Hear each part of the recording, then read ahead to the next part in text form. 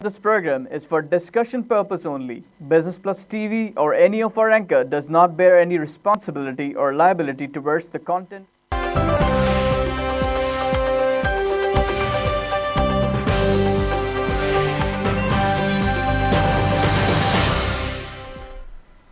This is Business Plus broadcasting live from Karachi, Pakistan. You're watching PSX Hotline. I'm your host Tariq Khan Javed.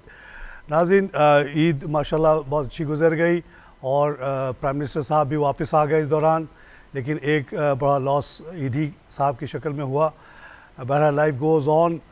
गरीबों का कौन देखेगा ईदी साहब के बाद, समझ में नहीं आता कि उनके लवाकिन इसको कंटिन्यू कर पाएंगे या नहीं। मार्केट का जहाँ तक ताल्लुक़ है, अमेरिका के जो जॉब मार्केट के फिगर्स आए जून के, वो बहुत बेहतर आए, बहुत बेटर देन एक्सपेक्टेड। और उसके बाद से हमने देखा कि पूरी दुनिया में मार्केट पॉजिटिव चली है पिछले दिनों।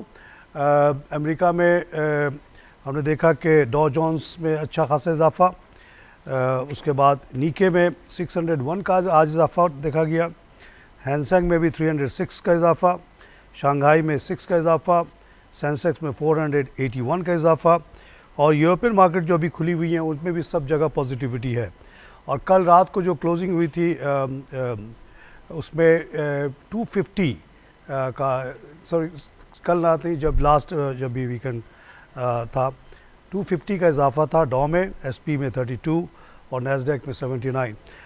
तो ये जॉब डेटा ने पूरे यूरोप में वगैरह में ऑप्टिमिज्म क्रिएट किया कि अमेरिका जो दुनिया का एक इंजन माना जाता है इकॉनमी के लिहाज से, उसकी कंडीशन इतनी बुरी नहीं है जितना पहले लोग समझ रहे थे।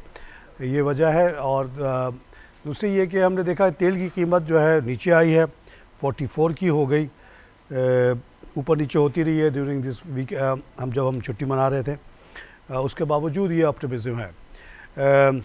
नाज़रीन, आज हमारी मार्केट जो खुली तो माशाल्लाह पहले तो डाउन गई 162 तक, 152 माइनस पे गई, उसके बाद से बढ़ना शुरू हुई तो 53 प्लस, और उसके बाद से मुसलसल बढ़ना शुरू हुई और 2 बजे तक ये 453 प्लस पे आ गई, और आखिर में जो क्लोज़ हुआ है वो 401 KC 100 का 38,367 का लेवल, KC 30 में भी 289 का इजाफा, 22,096, ऑल शेयर्स में 231 का इजाफा, 25,683। वॉल्यूम भी जो पिछले दिनों से बेहतर हुए, 159 मिलियन का काम हुआ है, बीच में 110 तक भी चला गया था। Advancing company 190, declining 96, unchanged 24, 301 companies में काम हुआ। Sui northern gas volume leader रहा विद 19 मिलियन। ये कंपनी तेज़ी से ऊपर जा रहा है, ऑलमोस्ट 40 के करीब पहुंच गया, और उसकी वजह अवेलेबिलिटी ऑफ गैस है जो कि तेज़ी से बढ़ रही है। कराची इलेक्ट्रिक में भी काफ़ी मूवमेंट है, 11 मिलियन का काम हुआ। कराची इलेक्ट्रिक को शंघाई इलेक्ट्रिक ले रही है, ये खबर है, उस सिलसिले में काफ़ी ट्रांजैक्शंस हो रही हैं। दीवान सीमेंट में 10 मिलियन का काम हुआ, बाइको में 7.43, एंग्रो फूड में 7। एंग्रो फूड की कहानी ये है कि पहले खबर आई थी कि 162 में डील हो रही है, मगर फाइनल डील जो हुई है वो है 120 की, showing lot of weakness from Engro side. ऐसा लगा कि एंग्रो बहुत ज़्यादा कीन था टू क्लिंच अ डील, और उसने बहुत कम रेट पे कर लिया। हालांकि अगर ये थोड़ा सा अपने आप को होल्ड करते तो फीसलैंड वाले 162 जो इनिशियली बात चली थी उस पर भी ले लेते, क्योंकि आगे उनको फ्यूचर पाकिस्तान में बहुत बड़ा नज़र आता है। बहरहाल बहुत बड़ा डील, 448 मिलियन एक साथ पाकिस्तान में आना बहुत बड़ी बात है। और एंग्रो फूड को इतना जो कैश मिल गया यहाँ से भी, और 20% उन्होंने एंग्रो फर्टिलाइज़र भी बेचा, उससे भी बड़ी रकम मिली है। वो सब इस्तेमाल करेंगे वो पावर प्रोजेक्ट पे जो जिस पे काम तेज़ी से जारी है, और जहाँ इनको कैश की बड़ी सख्त ज़रूरत है। गेनर्स लूज़र की बात की जाए तो रिफान मेज़ में 254 का इजाफा है, फिरोज सन स्लैब में 39, पैकेजेस में 32, नेशनल रिफाइनरी में 23, लकी सीमेंट में 22। Losers Exide Pakistan 9 rupees loss, premium sugar 7.55 loss, Engro food limited 7.3। 2 दिन से ये सर्किट ब्रेक कर रहा है। हीरो पार्क मोटर में 4.29 और JDW शुगर में 3.99। ये थी आज की मार्केट। और एक ख़बर सुनाता चलूँ पाकिस्तान स्टॉक एक्सचेंज के हवाले से, वो ये है कि गवर्नमेंट ने अपनी एफ़र्ट तेज़ की हैं स्ट्रेटेजिक बायर को ढूंढने के लिए जो कि 40% शेयर ले ले और इसको प्रोफेशनली चलाए। तो उस सिलसिले में ख़बर यह है कि एक पाकिस्तानी ग्रुप और 3 फॉरेन इन्वेस्टर्स ने इंटरेस्ट शो किया है और एक जो बाहर की कंपनी जो इंटरेस्ट शो करी है वह शंघाई स्टॉक एक्सचेंज है, जो कि चाइना की 2 स्टॉक एक्सचेंज में बड़ी स्टॉक एक्सचेंज मानी जाती है। और दूसरा एक कंसोशियम है फाइनेंशियल इंस्टीट्यूशंस का, जिसमें एक स्टॉक मार्केट भी शामिल है यूरोप का, वो भी इंटरेस्ट शो कर रही है। तो ये अगर डेवलपमेंट हो जाए कि जल्द से जल्द ये 40% स्टेक कोई आके इंस्टीट्यूशन ले ले और इसको प्रोफेशनली मैनेज करे, तो तमाम ब्रोकर्स वगैरह के जो इन्फ्लुएंस अभी तक हैं वो बिल्कुल ख़त्म हो जाएंगे और इससे मैं समझता हूँ 1-2 हज़ार पॉइंट मार्केट बढ़ने की भी वजह बन सकती है। ये नेक्स्ट ट्रिगर है इमर्जिंग मार्केट के बाद, जो इंशाल्लाह लगता है कि जल्दी होगा। और उसमें सिल्वर लाइनिंग ये है कि जब ये होगा तो हम लोग भी 10% शेयर स्टॉक एक्सचेंज का ले सकेंगे और स्टॉक एक्सचेंज की प्रॉस्पेरिटी में हम शामिल हो जाएंगे। इन इश्यूज़ पे बात करने के लिए मैंने दावत दी है फ़हद हुसैन ख़ान साहब को, जो कि रिसर्च एनालिस्ट हैं आदम सिक्योरिटीज़ के। फ़हद साहब, welcome to the show. Thank you ji. मैंने आपकी बात इस्तेमाल की शुरू में कि जो आपने बड़ी ब्यूटीफुल ऑब्जर्वेशन किया कि प्राइम मिनिस्टर का वापस आना और सेहतमंद होकर वापस आना बहुत बड़ा एक पॉजिटिव फैक्टर है। आपकी बहुत अच्छी ऑब्जर्वेशन है, उसी को मैंने यूज़ किया। और दूसरा जो Europe American stock labour market की रिपोर्ट, ये 2 फैक्टर आई थिंक इन्हें आज काफ़ी प्ले कर दिया। क्या ख्याल है? बिल्कुल बिल्कुल सही कहा। ख़ुसूसन देखें जिस तरह आपने पॉइंट कहा कि यूएस का जो डेटा है वो काफ़ी बेहतर आया, क्योंकि कंसर्न्स थे कि जब ये ब्रिटेन जो एग्जिट हुआ है यूरोपियन यूनियन से, तो कई चीज़ें मार्केट में थी कि अब इकोनॉमी, ग्लोबल इकोनॉमी जो है वो किस तरफ जाएगी। आपको पता है यूरोपियन यूनियन में जो कई कंट्रीज़ हैं उनका ख़ुद की सर्वाइवल की जंग चल रही है, और ऊपर उसमें से एक बेहतरीन कंट्री जो एक टॉप 5 इकोनॉमीज़ में जिसका नाम आता है, तो वो अगर एक सेपरेट होता है जो कि एक ट्रिगर कर सकता है और कंट्रीज़ को जो वो ख़ुद भी एक यूरोपियन यूनियन से अलहदा हो जाए। तो काफ़ी चीज़ें ऐसी थी जो इटसेल्फ जो थी वो नेगेटिव थी ओवरऑल, ना सिर्फ ओवरऑल ग्लोबल इकोनॉमी के लिए बल्कि किसी हद तक उसका एक इम्पैक्ट पाकिस्तान पर भी आ सकता था। तो ये एक चीज़ थी, लेकिन उसका भी मैं समझता हूँ कि एक तो बीच में छुट्टियाँ भी रही हमारी, एक लंबा आज हॉलीडेज़ रहा, हम तो सो गए बिल्कुल। तो उसका जो भी 44 पे देख रहा हूँ आज, अजीब सा जी बिल्कुल सही कहा, काफ़ी हाल। लेकिन देखें हमने पहले भी डिस्कस किया था, ऑयल की प्राइसेस जो हैं वो ज़्यादा उस पर अपसाइड एक्सपेक्ट नहीं करना चाहिए। मैक्सिमम जो है 60 बस यहाँ पे कैप हो जाता है, यहाँ से नीचे 50 पे जाके रुक रहा है, रुक जाता है। 52 से रिवर्स हुआ है, मैक्सिमम 60 है, इससे ज़्यादा मुझे फ़िलहाल नहीं नज़र आता मीडियम टर्म में। लेकिन जो मैं समझता हूँ जो ऑयल रहेगा वो अराउंड 40 to 50 पे ही रहेगा, 40-50 के रेंज में चलेगा बिल्कुल, क्योंकि ऐसे डिमांड नहीं है फ़िलहाल। अगर इकोनॉमीज़ देखते हैं तो उनमें वो जान नहीं है जो पहले होती थी। अगर यूएस की भी इकोनॉमी देखते हैं तो वो भी आहिस्ता आहिस्ता अपने आप को एक संभलने की तरफ जा रही है। चाइना की इकोनॉमी जो एक बहुत बड़ी इकोनॉमी है, कंजम्पशन उसकी ज़्यादा है, वो अभी स्लो डाउन हो रही है। स्लो डाउन होगी देन एक रेट पे आके अपने आप को स्टेबल करेगी, तब जाके हम समझ सकते हैं कि अब यहाँ से कोई एक डिमांड आएगी। और दूसरा अल्टरनेट एनर्जीज़ पे काफ़ी जो है वो ध्यान जा रहा है। तो ये वो कई चीज़ें हैं जो ऑयल को मैं समझता हूँ कि लॉन्गर टर्म में भी अब नीचे ही रखेंगी। अच्छा, इस सिलसिले में देखिए कोल की कीमत तो आपको पता है कि 320 से घट के वो 60 पे आ गई, 60 पे अल्टरनेटिव है वो। दूसरा जो अल्टरनेटिव है गैस है। गैस की कीमत में को मैं बहुत कीनली वॉच करता हूँ, बिकॉज बहुत ज़्यादा स्ट्रॉन्ग दोनों का लिंकेज है। तो इसमें खातिर खा इजाफा देखने में आया पिछले 4-5 हफ्ते में। ये $2 का होता था और आज जो है $2.86 का है और 2.1% आज भी बढ़ा हुआ है, जबकि ऑयल जो है 1.2% घट के 44.86 का हुआ। तो मेरी अपनी एनालिसिस ये है कि ये दोनों में कन्वर्जेंस होगा। ये गैस की कीमत बढ़ेगी और पेट्रोल की कीमत घटेगी और दोनों करीब आएंगे, इतना गैप रह नहीं पाएगा। और जब तक इतना गैस अवेलेबल है, इतने कोयला सस्ता अवेलेबल है, पेट्रोल ज़्यादा ऊपर जा नहीं सकता। नहीं, बिल्कुल सही बात है। और दूसरा एक मार्केट शेयर की भी अब यहाँ पे एक जंग सी है, जो अनटोल्ड स्टोरी जो कह सकते हैं कि बताया भी नहीं और जंग कर भी रहे हैं। ये ओपनली अब नहीं आता कोई भी, लेकिन दर हकीकत इशू सारा मार्केट शेयर का ही है, क्योंकि पहले इस तरह की चीज़ नहीं थी। जब सबको पता चला कि ऐसा एंट्रेंट ईरान की अगर बात की जाए वो भी मार्केट में आ रहा है, तो देन उससे पहले फिर रशिया का भी एक बहुत बड़ा चंक होता है ऑयल एक्सपोर्ट्स में। तो बहुत सारी चीज़ें थी जो एक इंडिकेट करती थी कि आगे जाके, और रिसेंटली अगर हम देखते हैं जो सऊदी अरब ने जो स्टेप लिया है कि इन्होंने कहा कि हम अपनी कैपिटल मार्केट्स को डेवलप करेंगे, वो तो इसका मतलब है कि वो लॉन्गर रन में अब फोर्सी कर रहे हैं कि हमें अपनी इकोनॉमी को ऑयल से हटाना है। तो इसका मतलब ये है कि अब ऑयल की प्राइस नीचे भी रहती है तो उन्हें कोई फ़र्क नहीं पड़ता, तो वो जितना भी मैक्सिमम जो भी ऑयल है वो चाहेंगे कि पंप करके उससे जो भी रेवेन्यू है एक्सट्रैक्ट किया जाए। अच्छा, बीच में जो बात चली थी कि रशिया और ओपेक कंट्रीज़ मिल के कुछ बैठेंगे, उस पर बड़ी एक्सपेक्टेशंस आई थी, काफ़ी हमने उसकी वजह से रैली भी देखी, वो सब बातें बिल्कुल अपडेट हो गई। जो फर्स्ट जो मीटिंग हुई थी उस पर सही कहा आपने कि ऑयल वहीं से बढ़ना शुरू हुआ था स्पेकुलेशंस पे कि डील जो है वो हो जाएगी, लेकिन हुआ नहीं। मैं एक्सपेक्ट कर रहा था कि नहीं होगा। दोहा वाला जो फेल हुआ जी, उसके बाद खबर आई थी कि रशिया ने बात की हाँ, ईरान से कि भाई आओ मिल बैठ के बात करें, कुछ कर लें, लेकिन ईरान और रशिया मेजर प्लेयर हैं बिल्कुल। लेकिन उस पर फिर इशू यही आता है कि उनका ये था कि ईरान भी पार्टिसिपेट करे, और ना सिर्फ पार्टिसिपेट करे बल्कि अपनी ये प्रोडक्शन को वहाँ पे लेके जाए जहाँ पे पहले थी या जहाँ पे रोकी हुई है। तो इन्होंने कहा कि नहीं, हम जहाँ पे हमें सैंक्शन लगे थे वहाँ तक फर्स्ट टारगेट है हमारा, वहाँ तक लेके जाना, देन उसके बाद हम फर्दर जो है पम्प करेंगे ऑयल सप्लाई। अच्छा, उस सिलसिले में बड़ी इंटरेस्टिंग खबर ये आई थी टेक्निकल कि उनके फॉरेन मिनिस्टर ने तो शायद इंडिकेट कर दिया कि हम मिल बैठ के और कुछ रिडक्शन की बात करेंगे, रशिया की बात कर रहा हूँ, लेकिन पुतिन ने उसको कंट्रडिक्ट किया। उसने कहा कि इस मिनिस्टर को ये नहीं पता कि हमारे जो ऑयल फील्ड्स ऐसे हैं जिनमें बंद कर देना या टेम्प्रेरी रोक देना पॉसिबल नहीं है, क्योंकि बहुत ठंडे इलाकों में है, और अनलाइक जैसे सऊदी अरेबिया में गर्म इलाका है, जब चाहे टैप को बंद कर दिया, फिर जब चाहे खोल लिया। तो उसने कहा था कि it's technically not possible, technically problem है।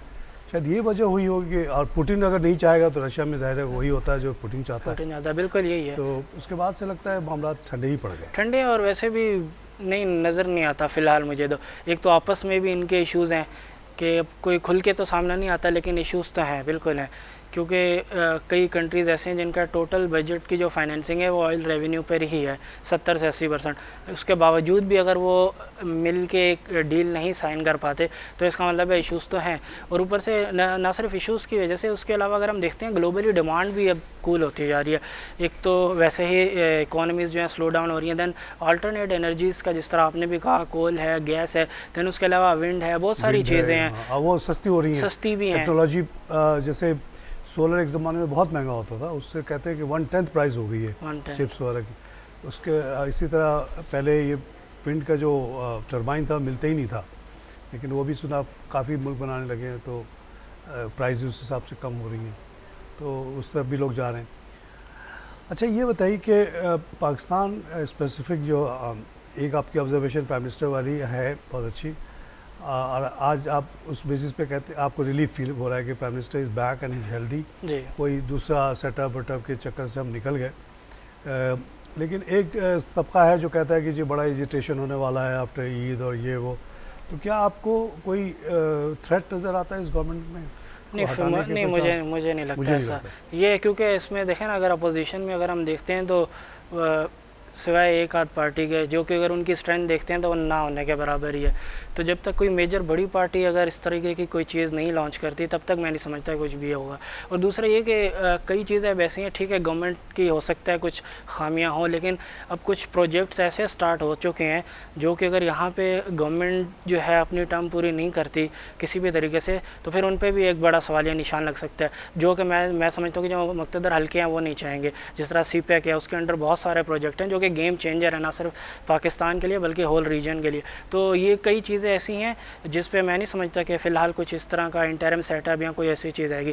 थोड़े से खदशात थे कि जिस तरीके से प्राइम मिनिस्टर का जो विज़िट था वो काफ़ी लंबा हो गया था, तो कई लोगों के जहन में था कि आया कोई इंटरिम सेटअप या कोई new prime minister within the party आ सकता है, लेकिन ऐसा भी नहीं हुआ। प्राइम मिनिस्टर जो है हेल्दी वापस आए हैं, तो ये सारे खदशात भी जो है दम तोड़ गए। पीरियड है, बिल्कुल नॉर्मल पीरियड है फॉर ए मेजर बाईपास, इतनी बड़ी सर्जरी हुई है इनकी, तो he has recovered well in time and he is healthy now.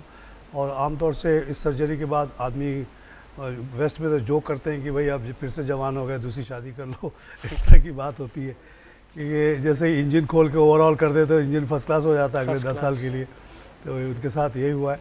I think he will continue. आज मैं बड़े एक रिपोर्ट पढ़ रहा था कि अवामी मुस्लिम लीग एंड कादरी साहब की पार्टी ने रजिस्ट्रेशन का ऐलान किया है। इन पार्टीज़ की पावर ही क्या है, इनकी स्ट्रेंथ ही क्या है? कहते हैं पिछले लास्ट टाइम भी गया था तो कुछ भी नहीं हुआ था। अभी जो इस्लामी ने ट्रेन मार्च किया था तो उसका क्या इम्पैक्ट था? कुछ भी नहीं था। मैं गया था कैंट स्टेशन पे देखने के लिए, एक और जो ऐसे लोग थे। एक और जो मेजर पॉइंट जो देखे ना, लास्ट टाइम जब लोग गए थे तो बेचारा ने काफ़ी, यानी अब मैं क्या कहूँ, मार खाई, लेकिन उसके बाद रिजल्ट तो कुछ भी नहीं निकला। तो मैं नहीं समझता कि इस दफ़ा वो इतनी ज़्यादा पॉपुलेशन को जमा भी कर पाएंगे, क्योंकि लोगों ने जब फर्स्ट ट्रायल में जब गए तो कुछ नहीं हुआ, तो देन वो रियलाइज़ करेंगे कि जाके वहाँ पे कुछ रिजल्ट भी नहीं आना, बाद में मुकमका करके अगर जाना ही है तो फिर जाने का फ़ायदा भी नहीं है। अब पीटीआई के साथ प्रॉब्लम मुझे जो लग रहा है अंदरूनी खाना वो ये है कि अगर पीटीआई इनके खिलाफ रजिस्ट्रेशन अब करेगी तो उनकी केपी की हुकूमत उड़ जाएगी। बड़े आसानी से उड़ा सकता है नून लीग अगर वो चाहे अपने इत्तेहादियों के साथ मिल के।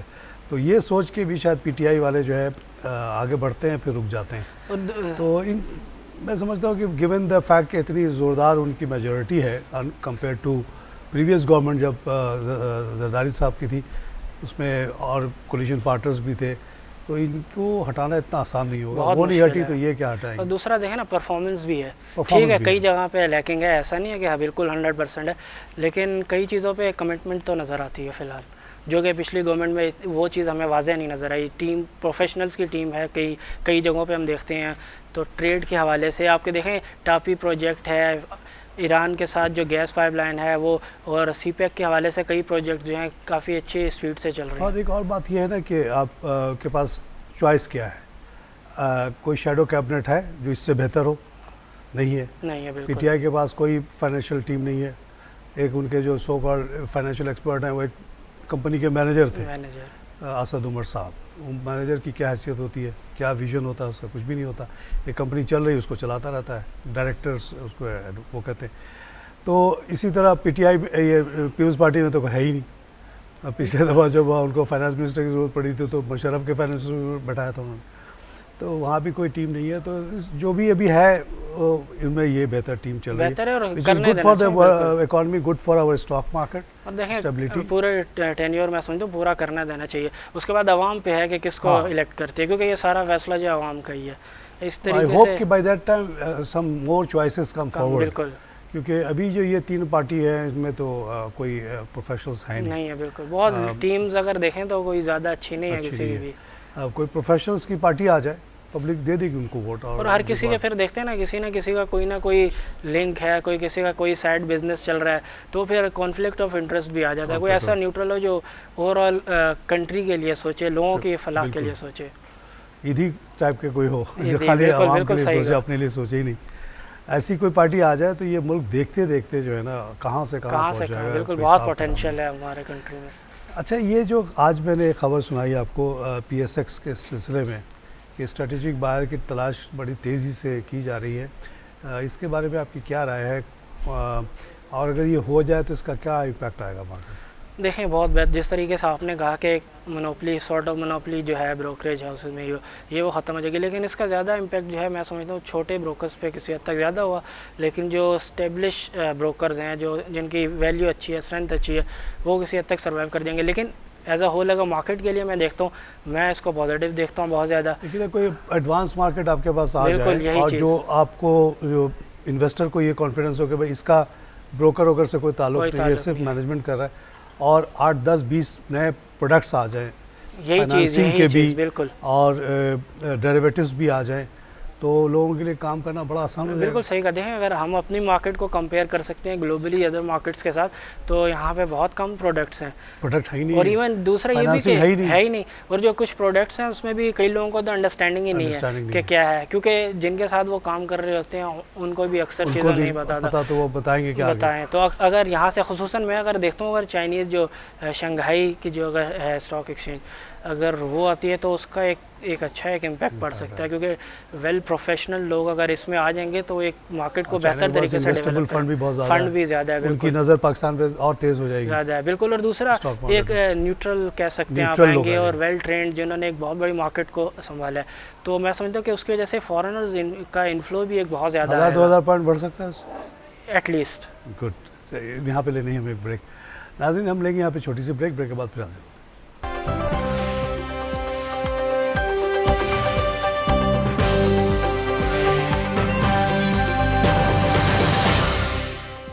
वेलकम बैक नाज़रीन, फ़हद हुसैन साहब का ख्याल ये है कि प्राइम मिनिस्टर का सेहतमंद होकर वापस आ जाना मार्केट के लिए बहुत ही पॉजिटिव ख़बर है। कोई शेकअप वकअप नहीं हो रहा है, इंशाल्लाह ये हुकूमत चलती रहेगी। हमें कोई स्ट्रॉन्ग किस्म की अपोजिशन नज़र नहीं आती। जो अपोजिशन है भी उनकी भी कुछ मजबूरियाँ हैं कि वो बहुत ज़्यादा कर नहीं सकते कुछ।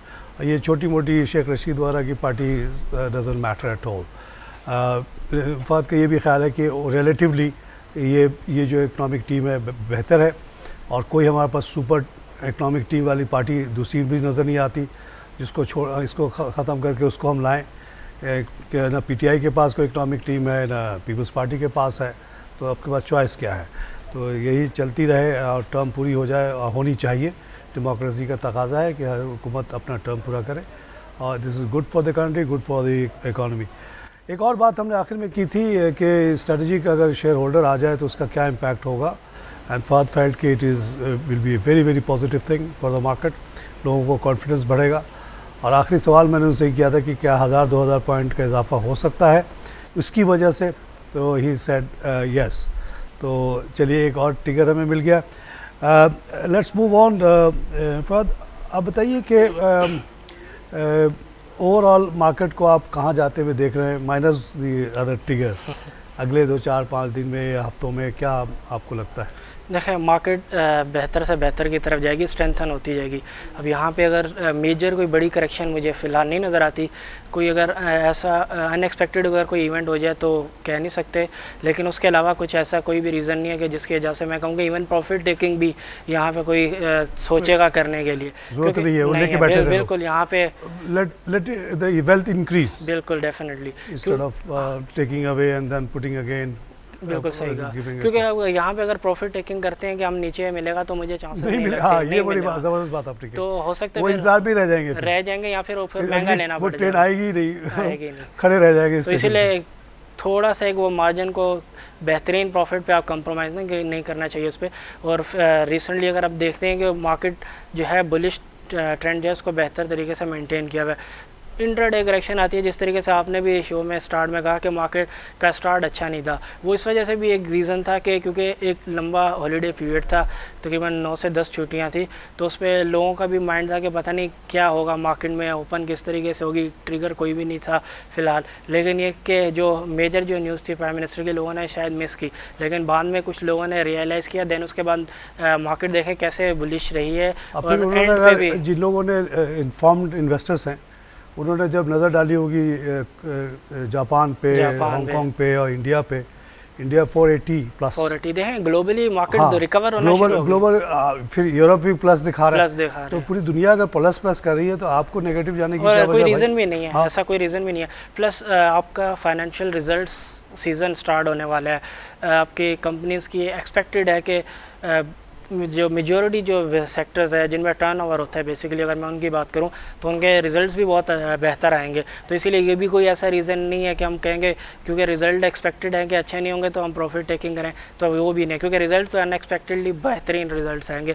खुसूसन हम अगर देखते हैं रिफाइनरीज़ के रिज़ल्ट बहुत बेहतरीन होंगे, सीमेंट सेक्टर के रिज़ल्ट बहुत बेहतरीन होंगे। हमने देखा कि आज रिफाइनरीज काफ़ी ऊपर रही हैं। मैं समझता हूँ कि नेशनल सब में बिल्कुल, ख़ास तौर पर 2 रिफाइनरीज़ को मैं फोकस करता हूँ। कंपनी पाकिस्तान रिफाइनरी उसमें भी आज मूवमेंट आई है, लेकिन मेजर जो ड्राइव करेंगे ना अभी अगर देखें रिफाइनरीज के सेक्टर को, तो उस पर नेशनल रिफाइनरी और अटक रिफाइनरी है। क्योंकि इनके में 9 मंथ का जब मैंने इनका रिज़ल्ट देखा था तो नेशनल रिफाइनरी के जो मार्जिन हैं वो तकरीबन 750 से 800 बेसिस पॉइंट्स बढ़े हैं। बहुत ज़्यादा, क्योंकि इनका फिर वो जो उन्होंने मॉडर्नाइज भी तो किया ना अपना प्लांट, वो काम चल रहा है इनका। अच्छा। अटक रिफाइनरी का मेरे ख्याल में हो गया है इनका रिसेंटली, क्योंकि कुछ अर्सा पहले इनका नोटिस आया था ईद से पहले कि जो है जो इनकी इन्वेस्टमेंट थी प्रोजेक्ट में, जो प्लांट को जो अपग्रेड कर रहे थे यूरो 2 स्टैंडर्ड के हवाले से, तो वो मेरे ख्याल में उनका हो गया है। नेशनल रिफाइनरी का शायद चल रहा है क्योंकि अभी तक कोई अपडेट आई नहीं है उस पर, लेकिन यह है कि इनका PRL पे बहुत तेज़ी से काम हो रहा है। बिल्कुल PRL पे हो रहा है, मॉडर्नाइजेशन ऑफ द प्लांट। उनका तो बहुत बड़ा प्लांट, वो 4 प्रोडक्ट से 12 प्रोडक्ट पे जा रहे हैं। और दूसरा ये भी इन्होंने भी रिसेंटली प्रॉफिट्स में आना शुरू हो गए हैं, लेकिन यह है कि नेशनल रिफाइनरी बहुत बड़ी कंपनीज हैं तो इनका प्रॉफिट भी उस हिसाब से बहुत ज़्यादा है, लेकिन अक्रॉस दी बोर्ड रिफाइनरीज में मार्जिन तो सबके बढ़े हैं। अच्छा, एक और ख़बर है जिससे लोगों को काफ़ी प्रॉब्लम हुई है रिसेंटली, मुझसे आज बहुत सवाल किया गया इस पर, और मैं पर्सनली इसमें इन्वॉल्व भी हो गया था, इन द सेंस के ये जो फिजलैंड की और ये एंग्रो फूड की बात खबर चली, मैंने कोई इन्वेंट नहीं किया था, मेजर अखबार की रिपोर्ट थी कि ऐसे ऐसे आया है, 501 मिलियन का जिक्र था, 51% शेयर का जिक्र था, और उसी में उस पर जो फिगर बन रहा था वो 162 पर शेयर का बन रहा था। तो उस बेसिस पे हम लोगों ने ऑप्टिमिज्म शो किया। वैसे भी कंपनी अच्छी है, तभी तो आई है इतनी बड़ी इन्वेस्टमेंट, लेकिन अब फाइनली जो आया वो 448 मिलियन कंपेयर टू 501 मिलियन, और उसका रेट बन रहा है 120। तो जिन लोगों ने ऊपर ले लिया था 167 वगैरह पे, उनको प्रॉब्लम हो रही है। इस सिस्टम में आप क्या कहेंगे, 448 मिलियन का one time one go investment बहुत बड़ी इन्वेस्टमेंट है पाकिस्तान के लिहाज से। देखिए बिल्कुल सही कहा। जिस तरह आपने शुरू में भी कहा था कि ऐसा लगता है कि एंग्रो जो है वो डील करनी ही करनी है, हाँ, रिगार्डलेस ऑफ प्राइस, मजबूरी हाँ, थी। तो बिल्कुल सही कहा, क्योंकि ये तो बार्गेनिंग पावर पे होता है ना, होता है बिल्कुल। अगर कोई मजबूर है बेचने पे तो किसी रेट पे भी बेच देगा। और दूसरा उनका रीज़न ये है कि अब उनका फोकस जो है वो किसी और तरफ जा रहा है, इलेक्ट्रिसिटी, जो आपने बिल्कुल सही, एनर्जी उनका प्रोजेक्ट चल रहा है, वहाँ कैश की सख्त ज़रूरत है, डेली बेसिस पे चाहिए उनको, जल्द से जल्द चाहिए। ये नहीं कि 10 साल बाद मिल जाए पैसा, आज पैसा चाहिए, क्योंकि जैसे जैसे फर्टिलाइजर भी 20% बेचा उन्होंने, तो ये यही रीज़न है, वरना वो बार्गेन कर सकते थे। ऐसा नहीं है कि अगर थोड़ा सा हाथ रोकते तो वो 162 भी देते, वो कम से कम 145-50 तक तो हो ही जाता, लेकिन बहुत ज़्यादा इतनी कम प्राइस तो अनएक्सपेक्टेड है। उसका रीज़न यही है कि उन्होंने प्राइस को कंप्रोमाइज़ किया, लॉन्ग टर्म का जो उनका प्रोजेक्ट है उस पर कैश उनको चाहिए था, कैश, और डच इसका फ़ायदा उठा के इनके वीकनेस का। रिसेंटली क्योंकि इनका जो मीटिंग्स वगैरह हुई थी इनकी, तो उस पर भी इस तरीके का इनका व्यू आया था कि ये अपना एक स्ट्रेटेजिक शिफ्ट जिसको हम कह सकते हैं इन्वेस्टमेंट के हवाले से, तो वो उनका मेजोरिटी जो फोकस जा रहा है वो एनर्जी पे ही जा रहा है। थर कोल की अगर मैं इससे पहले उन्होंने वो भी भेज दिया, पॉलीमर भी, वो उस पर डील मेरे हाल में चल रही है अभी तक। अच्छा, फाइनल एक कंपनी का आया तो था कि वो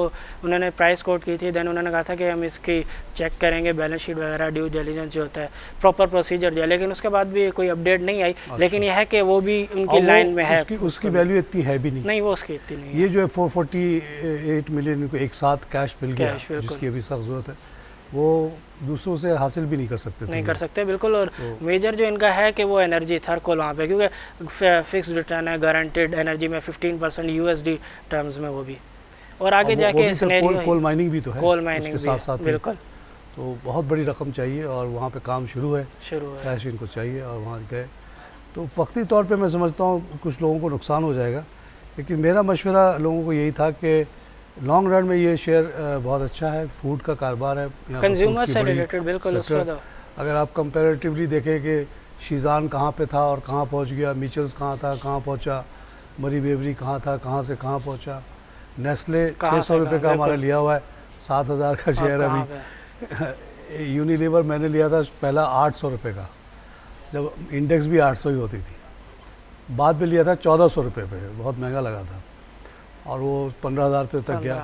और अगर आज इश्तिहार देखें, 80% इश्तिहार यूनिलीवर और नेस्ले का ही होता है, और अब दूसरे लोग भी आ गए हैं, ज़्यादातर फूड वाले इश्तिहार करते हैं। There is a future, that's why फिजलैंड has made such a large investment. और दूसरा ये फूड्स वाले में रिटर्न मेरे हिसाब से गारंटेड ही होता है, बस आपको थोड़ा वेट करना पड़ता है।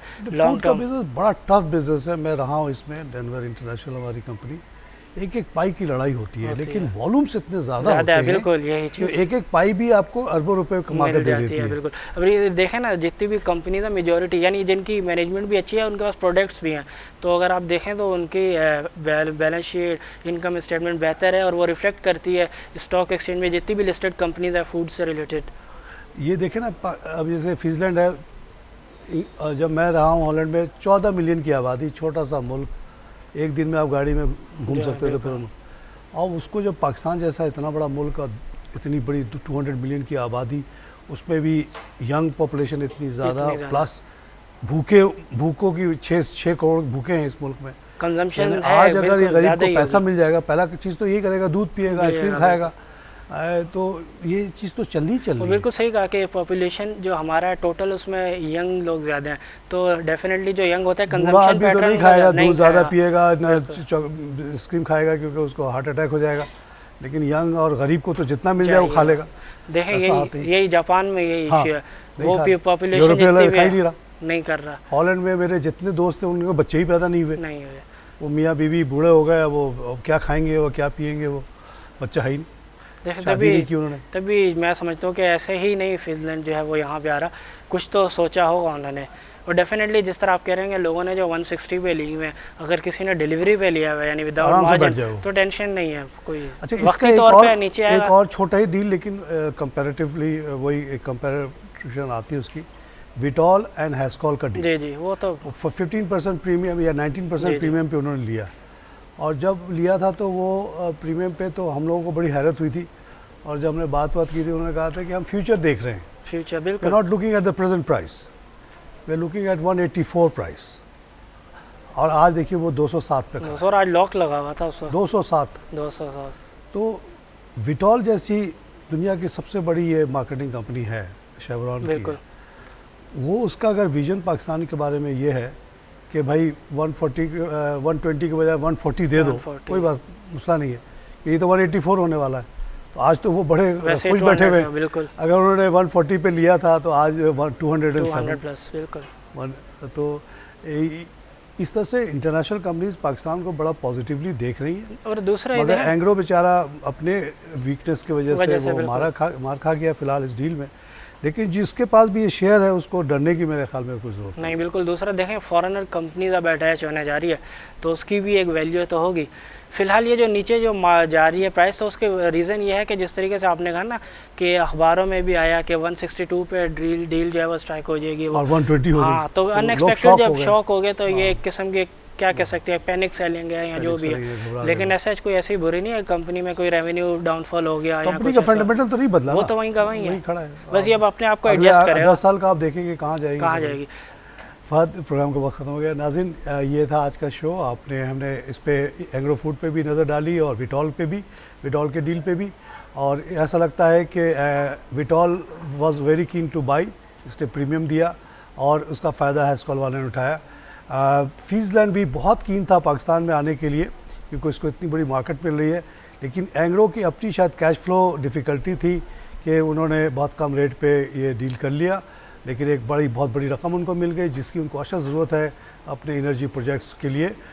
इसी तरह आपने देखा कि एंग्रो फर्टिलाइज़र का भी 20% शेयर उन्होंने बेच दिया, और अभी फहद बता रहे थे कि वो जो उनका पॉलीमार है वो बिक नहीं पाया अभी, और बिकेगा भी तो उस पर ज़्यादा पैसे ही नहीं मिलेंगे, उसकी वैल्यू ही नहीं है, वो अनफिजिबल सा प्रोजेक्ट है।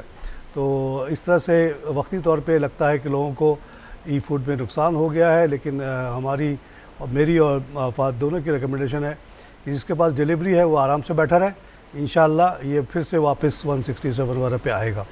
इसी के साथ प्रोग्राम ख़त्म करूँगा। खुदा हाफ़िज़।